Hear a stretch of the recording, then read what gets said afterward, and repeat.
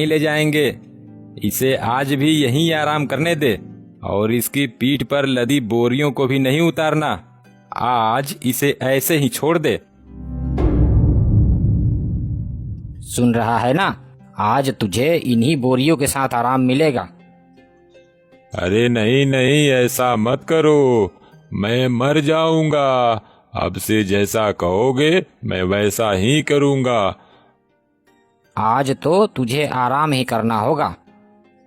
घनश्याम ने भोला की बात मानी और गधे को बोरियों समेत वहीं खड़ा छोड़ दिया।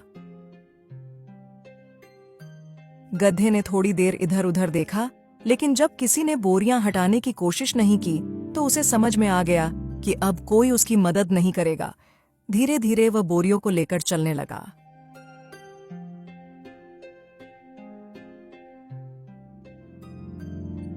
भोला, तेरी सलाह ने तो कमाल कर दिया। मेरा गधा बिना नाटक की ये काम करने लगा। वो देख कैसे चुपचाप बोरी लिए इधर ही आ रहा है। देखा, कभी कभी आलसियों को झूठी सहानुभूति नहीं बल्कि सख्त सबक चाहिए।